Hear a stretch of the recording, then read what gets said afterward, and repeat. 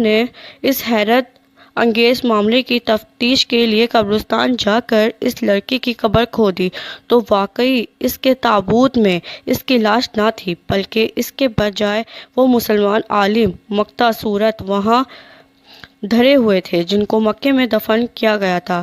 شیخ دہان نے فرمایا کہ اس سیاح نے ہمیں کسی ذریعے سے اطلاع دی کہ اس عالم کی لاش یہاں فرانس میں موجود ہے۔ اب مکہ والوں کو فکر ہوئی کہ لڑکی کا مکہ پہنچ جانا تو اس کے مقبول ہونے کی علامت ہے۔